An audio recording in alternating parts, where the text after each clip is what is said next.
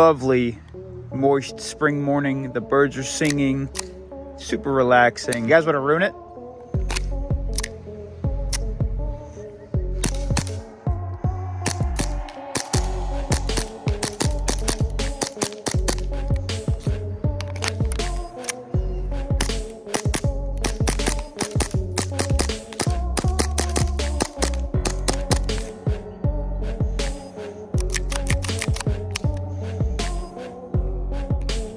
Today we will be unboxing a Airsoft handy that I have wanted since the day it released, the Novritsch SSP5.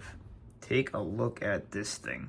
Now, I do want to say this was sent to me by Jordan from YMS Airsoft, the owner of YMS Airsoft, a company that I have been in contact with for quite some time now, and I've done business with them a few times. They always ship things super quick and super high quality. They have a bunch of really cool parts on their website. I'm going to link it down in the description below and up here.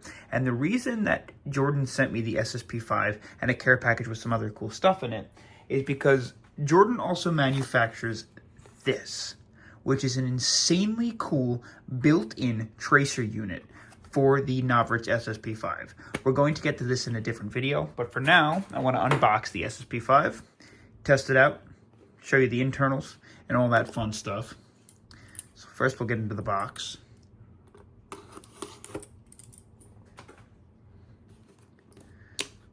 Oh, love a nice magnetic box. And this is actually, can you believe it, my first Novritsch unboxing. I've had a ton of the replicas from them, but I always purchase them aftermarket from the Hop app. And I will say presentation is beautiful. Now, something about the Novritsch pews that I've always found interesting is they are advertised as pre-upgraded out of the box. I'm going to talk about that a little bit during this video. However, the SSP5 comes in 3 different variants, and I'm going to post these right here. This one is the 4.1, I believe, or 4.3. 4.3, sorry. Also super nice to note, it also comes with a little gas tool and a TDC hop-up adjustment tool.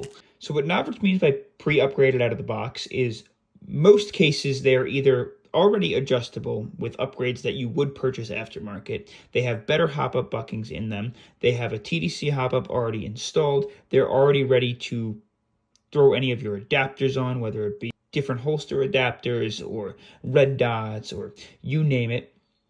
Upgraded inner barrels and any of the aftermarket parts that you need or repair parts you need are already available on their site.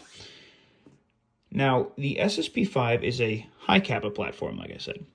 What that means is it's very reminiscent of a 1911, and a lot of the parts and things that you're going to notice are similar. We'll start from the bottom up, and we'll work our way through. The magwell is slightly flared, and then you have this grip that surrounds both side panels, the back, and the front. Now, I can't allow you to reach through the phone and feel this, but it is dry. In most cases with grips, you don't notice a dry texture. You do notice some stippling, maybe matte, but it feels dry. When I hold it, it feels like for some reason it sucks the moisture out of my hand. Does that make sense? And the texture itself is like holding a wafer, like a ice cream wafer cone that's like firm and dry, and then you have some standard stippling in the back. I actually really like that grip. I've never felt this before. I do really like that. Something that's also cool is your safety mechanism. If you didn't know, a lot of the 1911s, they have a safety in the back, which means that when the charging handle is racked, the safety, if not pressed down by the palm, will not allow the trigger to fire. Unless it is pushed down, then the trigger fires and releases the hammer. So that's cool. Moving on up, you have your mag release, which is not in an uncomfortable position. I've always found personally, if you don't have larger hands, that the 1911s and the high Capas, the mag release is super far away and you'd really have to reach around the replica in order to grab it. Your safety is accessible by both sides. And with all these safeties, they don't work unless the hammer is engaged. Then the safety works. However, if the hammer's not engaged, the safety doesn't work because there's really no need for it at all. It's got this nice beaver tail on the back that's got this aggressive, almost like hook shape on it. It looks like a velociraptor claw. And I think it adds a little mean look to the SSP18, just like all of these little skeletonizations and the drill holes on the sides and the built-in compensator. Super cool. The hammer is skeletonized as well and has some grip on it. You have the slide stop, which is flared and gripped. I like the amount that it pries out at you. That is super nice. It's almost even with the safety. The trigger, like I said, is skeletonized. And as for your trigger pull, there's no noticeable break at all. It just pulls and then the hammer drops. You don't feel like any release at all. And then your reset, let's see if there's a noticeable reset, if you could feel it with your finger. Yeah, you could feel it with your finger. It is a decent bit of reset. Did I not reset? Oh, there's the reset. You hear that? There it is. It's got a decent bit of reset. However, I do believe, if you could see that hole right there, that Allen key allows you to adjust the trigger pull, which is really cool. You don't see that very often on stock replicas. You have to buy upgraded triggers for that. So that's one of the parts that I was talking about. As we move up to the slide and the rails, you do have some rail attachment point for whether it be your flashlights or if you want to throw a laser or a grenade launcher or something ridiculous like a foregrip on that, go for it. These holes on the side, I believe, are for the external holster, the universal holster that Novritsch offers. They honestly add a cool little look to it as well. Now, as we move up to the slide, this is something really unique about the Novritsch SSP18 and some replicas that are coming out for the high Capas now. It's a split slide design. What the split slide design allows you to do is increase accuracy, decrease barrel movement, and decrease recoil. So the slide splits in half as opposed to the entire slide moving, which means the barrel and the hop units stay completely stable and connected to the lower portion of the gun. The lighter weight in the back of the slide decreases your recoil and decreases the amount of gas necessary to blow it backwards, which means you'll have a higher gas efficiency as well. Super cool design, and obviously you have some grip on the sides for when you're gripping it, which are super nice, and the slide, super smooth, extremely smooth, and extremely light. Like I said, there's a built-in compensator in the front. You can notice a twisted or like spiraled barrel that's very popular for the Novritsch replicas, and it's cool that they installed it even though you can't really see the outer barrel because it doesn't move, but it is nice that they kept that theme. And then the fiber optics on the back and the front, which are great because it allows you to pick up your sight picture in a darker room or a darker alley or wherever you are. It's easier to find your target. As well, it comes ready with a plate covering it, but you can remove it. A plate ready for your red dots or your RMRs. And the TDC hop-up adjustment is right there. Before we break into it, we're going to get outside, obviously, and do some filming and fire testing, and then we'll take it all apart and we'll go over the internals. But for your mags, it just takes your standard high Capa mags. Nothing crazy. Nice chunky base plate. The feed lips are plastic. The gas router is this funky purple color. There's your release, and there's your fill valve. Goes on in, and there is very little wobbling on the mag. There's no up and down motion, just side to side, a little front to back. Slides in super easy and falls out on its own. So I'd argue that's a pretty solid fit. For the slide, very little movement. And then for the upper, obviously there's no movement because it doesn't move. It's not designed to move. It is completely solidified into the base of the pistol grip. Let's take it outside. To start off today's firing test of the SSP5, I went ahead, disassembled it. I cleaned out all the machining gunk that was in it, like any replica that you're going to purchase. I recommend you do this. And then I lubricated it to give it the best possible chance. We got some .20 gram BBs, ignore that, and some red gas because it's around 54 degrees here today. The first test we're going to perform today is the gas efficiency test, and since this only functions on semi, it's going to be pretty quick. We've loaded a mag with BBs just like we would in the field and didn't really worry about filling every space because it should be able to function without doing so. That split slide design is super cool. Now let's see how many mags of BBs we can dump on a single gas fill with the SSP5.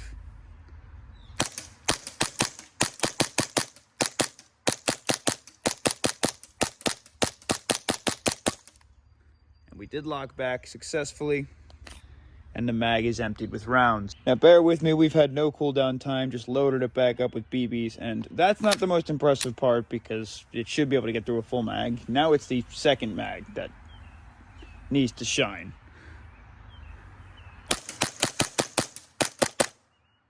Oh. Interesting. So the BBs stopped feeding all the way up the track. Now, I assume that's just machining, and over time that will start to reduce, but it'd be nice if that was polished off. Maybe it's just this mag. I don't know. Let's keep hammering them down. That one got stuck in the board over there. Is that happening again? I think it's happening again.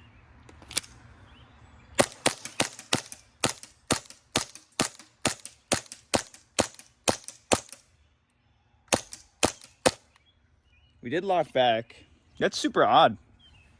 And when I run my finger through the track, oh, I could feel it. It's right there. You get some resistance right there. It's almost like there's a piece of metal or something in there that needs to be removed. Hopefully that'll wear in over time. Let's fill it up again. Bang. Totally filled up like a goofball. Again, like I said, I think it's just a machining error, or maybe it's just my mag needs to wear in. Hopefully that's not the case long term, but let's keep going. Dude, really? What the heck? That one just went down my sleeve.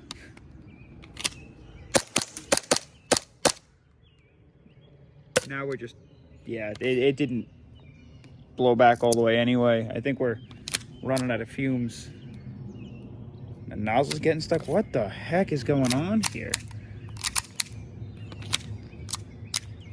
Okay. Yeah, no, we're all out. I don't know what was going on there, but that was just goofy. I think the mag's got some issues. Like I said, there's a piece, like something a little bit like a burr over here, or something that needs to go away. We'll call it 2 mags and an extra couple shots because a few shots went off and nothing came out because the mag was failing to feed, but the SSP5 functioned just fine. All right, 10 shots through the Ace Tech Chronograph, set for 0.2 gram BBs, 253, 262, 262, 259, 257, 256, 254, 253, 252, and 250. Just a quick little run through again. 253, 262, 262, 259, 257, 256, 254, 253, 252, and 250. So we're all in like the 250 to 255 range, really. It gets up to 260 when it's still pretty hot early in the firing session, but not too bad for a pistol. Up next, we have the range test. We have Mr. Walmart over here. He's a little upset, and we're going to see how many times we can aim at his nose and hit him in the face. And I guess we'll imagine this is the Walmart kid that keeps standing at the door and asking me to check my receipt, even though I wouldn't steal anything. 28 rounds, one in the chamber, makes it 29.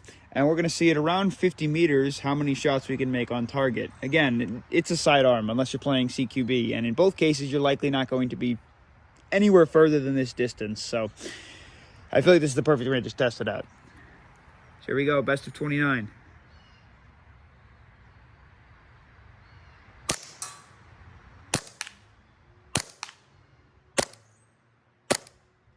Oh no, again with the BB thing? Dude, really?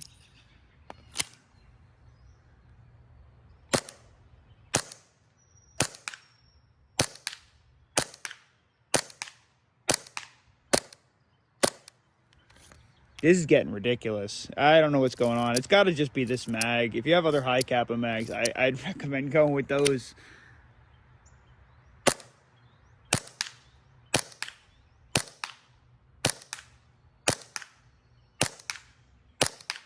soon as we get past that point, it seems not to have a problem.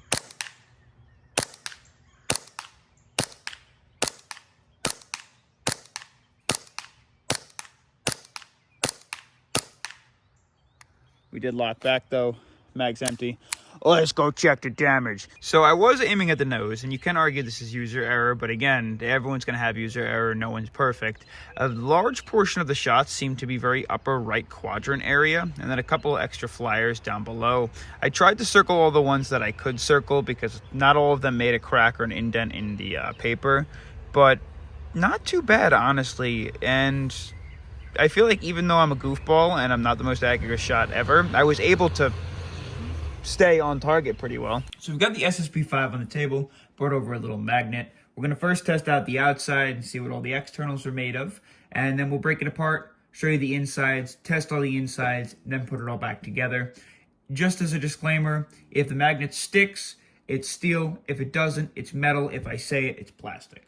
Okay, so first what we're going to do is remove the mag. The mag is the easiest part. It's aluminum housing, plastic feed lips, and a plastic base plate.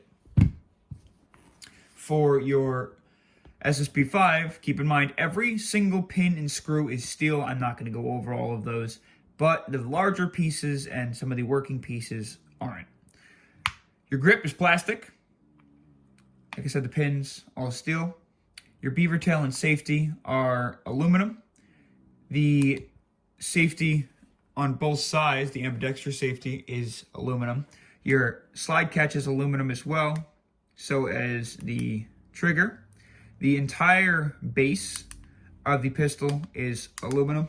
The upper is aluminum on both the split slide, the front and the back.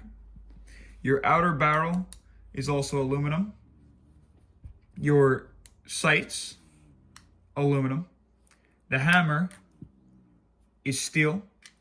And then your RMR base plate is aluminum. So it's basically a majority aluminum and plastic parts on the externals. To break this guy apart, it's very similar to the 1911s again. The only difference is the split slide, so you're going to wind up moving just half the slide back. And you want to line it up so that you get that little hole that you could see through right there. Then just push it out from this side, the pin, and it should just pop right out. We're going to make sure there we are. Boop. So that pin comes out, and then it slides forward, and all you have to do is push it from the back, and the upper will separate from the lower. So the insides of the grip first. All these slide pieces where your slide slides against are aluminum, which isn't a big deal because the slide itself is super, super light and is also aluminum, so it shouldn't put too much wear on it and should last you a while. And then all of your hammer parts, like your sears and firing pins and whatnot, are steel. The separator pin is steel with this aluminum piece like we spoke about before. And then the upper half. Now, just a quick little showing of how this all works, right? So the upper and the lower are that split slide design. The way that they keep the entire thing split slide and keep the front as stable as possible is this screw holds the entire hop-up unit into the front housing, where in most cases the hop-up unit is just free and held in based off friction and connected to the outer barrel. It's totally stabilized this way. Also, the guide rod is no longer separable from the hop unit and no longer separable from the front housing. It's held in via screws, which again just means that it's even more stable. So you have to remove some screws to do a basic takedown. It's not easy to field strip, so just keep that in mind on the field. You're going to need some tools if you are having problems, but chances are you shouldn't be. Things first, to remove our spring and guide rod, we're going to attack this screw up in the front. It's a pretty beefy Allen key. And careful, the spring will pop out, and so will your buffers and such. That help keep it a little bit quieter, dampen the noise, and dampen the recoil and abuse on all of the moving parts. And you'll notice that this is just one big Allen key or screw that screws into the base of the hop unit. You have both your buffers that sit back and reduce any wear on the hop unit, and then of course your spring. Then we can separate the lower and the upper. There's another buffer that helps reduce wear. That can just pop out, but we're going to leave it in because it's not necessary. And then you have the front of the upper and the hop unit. The hop unit's super simple to separate as well. All we have to do is remove this screw right here at the base. Let's go ahead and unscrew that guy. And then this pair of screws that hold on the RMR plate.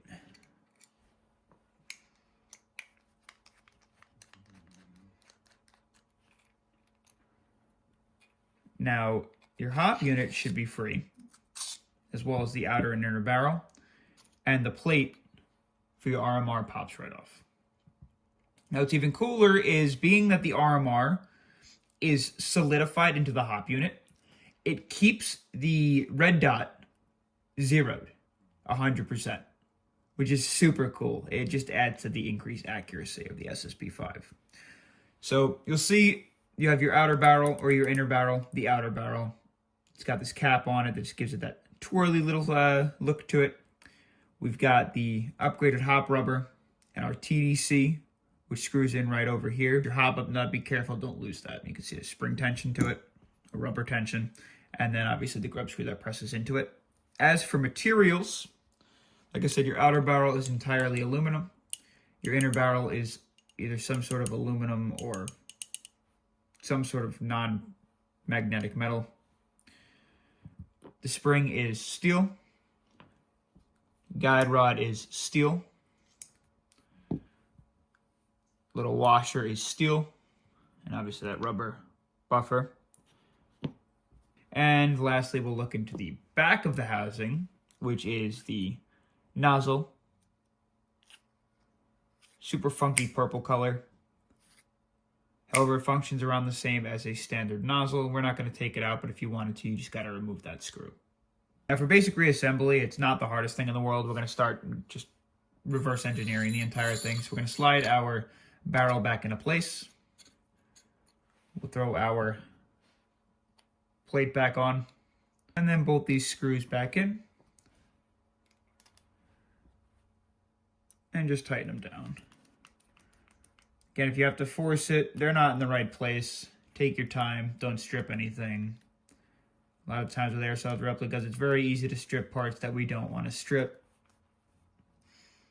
Now we're going to take this screw and place that back in where it came from to hold the hop housing in place. And that front piece is done. Now we have to reassemble all of these pieces. So what we're going to do is place our slide back together like that. We're going to drop our spring in, and then our guide rod, bang, just like that. And then we have to get these two pieces on with the purple rubber facing towards the hop unit and the curved side against the inner barrel. So we're just gonna pull the spring and the guide rod back, slide these two pieces into place, and bring the guide rod forward. Make sure everything's aligned, and then we will start to screw the guide rod back into the hop unit. Just like that. Make sure it's not smushing the rubber or anything. And you should be able to pull the rubber and the washer away from the hop housing. Just like that. And then lastly, we just got to throw the slide back on the lower. It's as simple as lining up the grooves.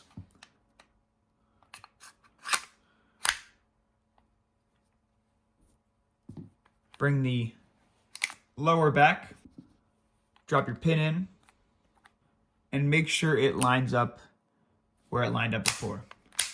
The best way to make sure everything works is to pull the slide back, make sure the hammer drops, pull the slide back with the trigger pulled, make sure you get a reset, and then hammer drops.